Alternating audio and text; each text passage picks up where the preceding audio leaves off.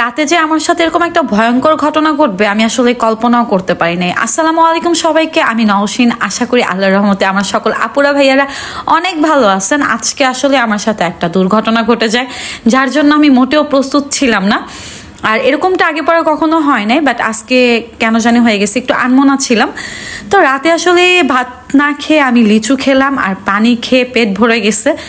রান্না করার সত্ত্বেও আমার খাবার আজকে খাওয়া হয় নাই, যদিও ভাত আছে।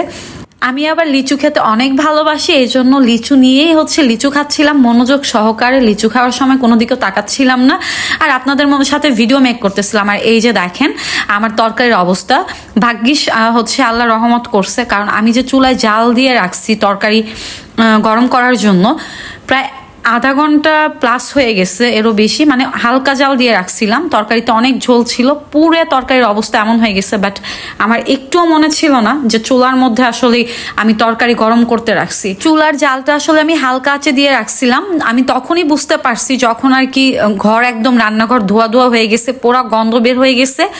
তারপর গিয়ে বুঝতে পারছি যে আমি তো তরকারি চুলা রেখে দিছি, তো যতটুকু ঝোল ছিল শুকায় এই অবস্থা হয়ে গেছে।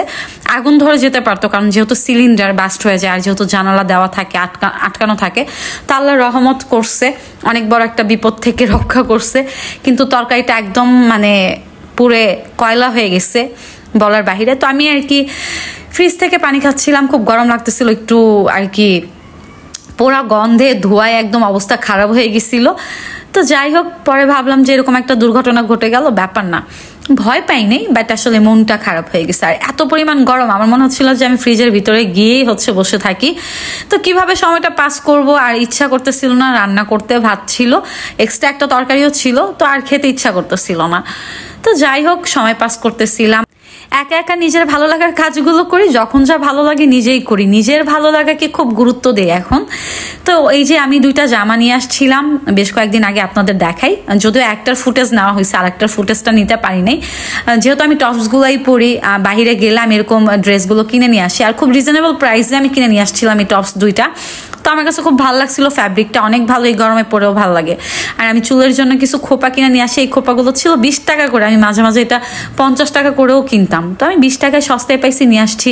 তো কাপড়গুলো গোছগাছ করে রাখলাম, আর নীলয়ের কাপড়গুলো এইভাবে আলমারিতে রাখছি, মাঝে মাঝে ওগুলোতে আতর বা পারফিউম দিয়ে রাখি। তো এইভাবে সময়টা যাচ্ছিল। আর অন্যদিক দিয়ে ওষুধ খেয়ে নিচ্ছিলাম টাফনিল। গরমে প্রচণ্ড মাথা পেইন করে, টাফনিল আমার অলওয়েজ লাগে। আর একটা স্লিপিং পিল খাই, অনেক কমায় দিছি স্লিপিং পিল খাওয়া। সুস্থ হইতে হবে। নিজের জীবনের সাথে যদি আপনি নিজে যুদ্ধ না করেন, আপনাকে যত মানুষ বোঝাক যাই করুক, আপনি চাইলেও নিজের চেষ্টা না করলে মুভ অন করতে পারবেন না। তো আমি আসলে নিজের সাথে এখন অনেক চেষ্টা করি। আর অন্যদিক দিয়ে আমি তো আমার টেডির কথা ভুলেই গেছিলাম। আমি আমার টেডিটাকে ওয়াইড্রপের মধ্যে আটকায় রাখছি। তো ওকে অনেকদিন পর বের করলাম, বের করার পরে দেখি অনেক বেশি গরম লাগতেছে ওকে। আসলে এগুলো বাচ্চাদের জিনিস, আমি আবার আর কি ওয়াইড্রপের মধ্যে ওকে আটকায় রাখলাম, কারণ আমার একদম বিরক্ত লাগতেছিল। তো এই ছিল একটা বোরিং টাইম। আর রাতে খাওয়া দাওয়া হয় নাই। যাই হোক, আজকের ভিডিওটা এই পর্যন্ত। ভিডিওটি ভালো লাগলে অবশ্যই লাইক কমেন্ট শেয়ার করে দিবেন, আমার পেজটি ফলো করে দিবেন। আর যেখানে থাকেন সবাই ভালো থাকবেন। আল্লাহ হাফেজ সবাইকে।